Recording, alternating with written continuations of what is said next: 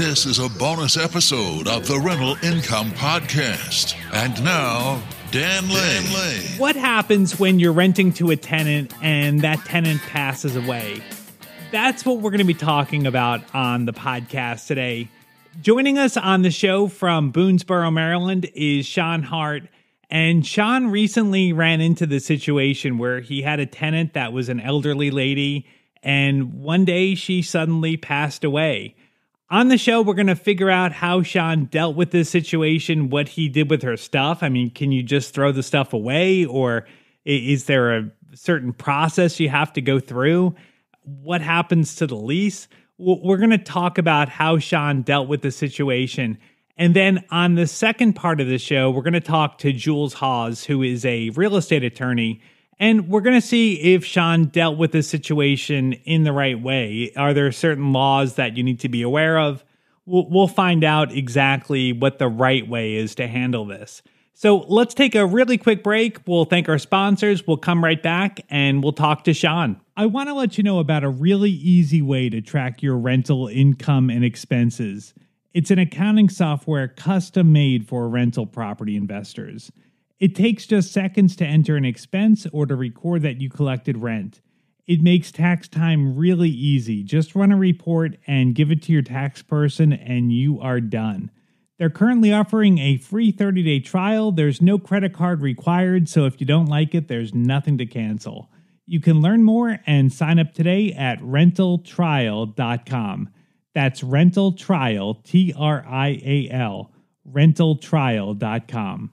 Sean, let's figure out what happened here. So you own a duplex with a top unit and a bottom unit, and both the tenants were friends.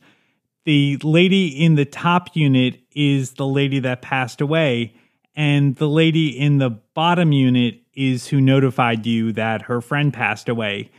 So how did you handle this? I guess the first thing you need to do is probably notify the family. How did you know who her relatives were?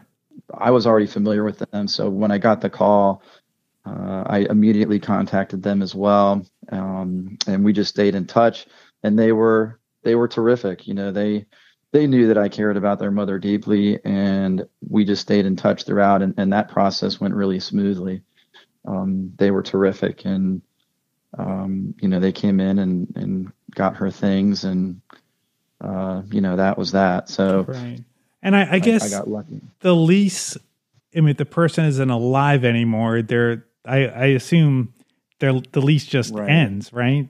So there's no kind of legal process you needed to go through, was there? No, the lease, I mean, there could be if things aren't done properly, but the lease, I think her lease was ending anyway in May. And so they needed a little bit of time to get their stuff out. So I think there might have been a month where the lease ended a little bit early, but neither of us were concerned about that. I knew the unit would rent right away, but I just wanted to make sure that the family was happy and everything was done properly. And they were terrific. And I miss her. I still miss her. She was a wonderful tenant. Tenant and friend, and I loved sitting down as a history teacher and listening to her tell me stories about France back in the day and all the places she had lived. And I miss her still. Yeah. So all right. So then her family came in. They got the place all cleared out, and then you just basically got it on the market again. Like there wasn't anything special you needed to do. No, not in this case. Let's bring in Attorney Jules Haas to talk about this. Jules, this sounds like a pretty simple situation. I imagine it's probably not always this smooth when someone passes away, right?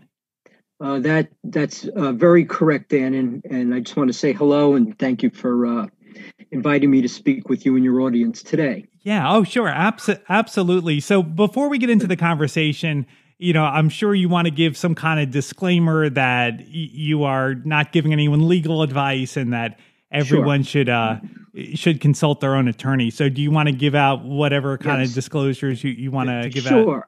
Right. So basically what we'll talk about today is sort of generic in a way. My practice is here in New York. I'm based in New York City in mid-Manhattan. So obviously the laws in every locality, every state are different. I think on some level they may be the same, but basically I'll try to keep this generic and refer to the New York law also as well. But I think that the concepts will be the same for your audience. Awesome. Okay, so All right. If you want to, I can just sort of comment a bit about the situation that let's start occurred, there. and I think that would be sort of helpful. Perfect. So the landlord in your case, quite frankly, was very fortunate. He had a couple of tenants, even though one's now deceased, that were very accommodating and cooperative, particularly the family of the deceased tenant. So what typically happens when a tenant passes away is that the lease, and this is one of the questions I think you posed, the lease does not end. There is no ending on a lease when somebody dies unless there's an actual lease provision that says this lease will terminate on the death of either party or something to that effect. Interesting. If that's not the case, the lease continues. And so that's, a negative or a positive, depending on which side of the fence you're on and what the situation is. In the very, looking at it, let's say from a landlord's perspective, when a tenant dies, since the lease doesn't end, the tenancy continues. Unfortunately, the person's deceased. Nobody is paying rent. Right. So and nobody has legal authority to deal with that unit until, unless there's a co-tenant or somebody, until somebody becomes authorized on behalf of the estate to act, which means that you need an executor, you need an administrator, someone with legal authority to come in. If somebody comes along and says, well, I'm the family or whatever, I mean, technically, you don't know who they are, unless in this case, they knew who they were dealing with. But technically, no one has a right to enter that apartment. And quite frankly, if somebody came into the apartment and said, oh, I'm the brother, and starts taking everything out, the landlord might be liable to the person who might really have the authority to come in there and take charge of the assets or whatever it is in the apartment. Who knows what that person has? That's a good point. So that creates a quandary for the landlord because they first have to figure out who's going to take over this apartment. And in many cases, if rent's not being paid and they can't evict anyone right away, sometimes they go into surrogate's court and ask the court to appoint the public administrator to administer the apartment. I believe there are some provisions that you can begin a landlord-tenant case after 3 months. But in any event, it presents a lot of problems for the landlord if they don't know anything, because A, they're not getting paid, and B, they got to do something that's probably going to cost them money to try to get control of that unit. Right. So, I mean, that sounds like it could be a real mess, because it could take some time from the time that the person passes away until an executor is appointed. I mean, that could be months. Not only could it be months, it could be many more than months, because like here in New York now, because of COVID.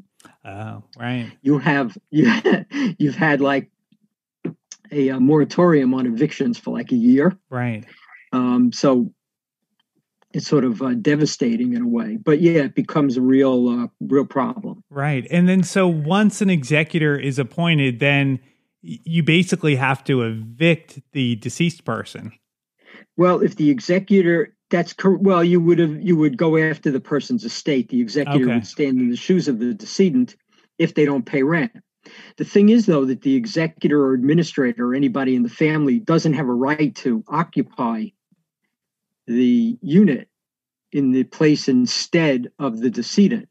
So you end up having something that you're continuing to be responsible for even though you can't really use. Now we're talking on the residential side. Commercial leases obviously are different. Most of the time they're in corporate name or something like that anyway, but usually assuming that somebody can be found that would be responsible for the apartment at some point, because I do a lot of estate work.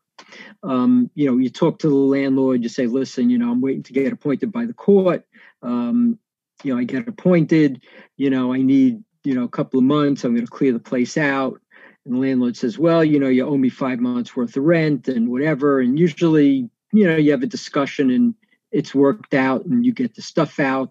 Maybe the landlord lets you out for free. Maybe you give them a couple of months. It depends on the situation, but it's more often than not, it's resolved. And most of the time, landlords are happy to get tenants out because then they can raise the rent. But that's a different story again here in New York City, because if the unit is subject to some sort of rent regulation, there may be limits on how much you can raise the rent. And then there are some other things. So I'll let you ask a couple more questions. And before I go on to another side of this, another topic that people should be aware of. Yeah, I mean, it sounds like it could be a real mess. I mean, you could really have your property tied up for a long time if you don't have a cooperative family. Yes, that's very true. Wow. And if you have an unknown family, that's even worse. That's the other thing I was thinking. So how do you find the family if you just have a relationship with the deceased person? How would you even go about finding the family member or who the executor is? I mean, is there a way to track down? Well, sometimes, the public administrator in New York is the person who handles affairs for estates where nobody steps forward. So sometimes you can bring a proceeding in surrogate's court, have the public administrator appointed, and then they would be in charge of the apartment. But it really creates a problem for the landlord. What happens if you have a month-to-month lease or the lease ends? Can you just basically say the lease is over? You need to get out? Like, does that move the process along faster? Well, you can never just say, you can never just do anything. You have to, essentially, you can't take over an apartment without a court order or consent. Okay. Wow. So in one way or another, you got to either go to court and get an order from a judge,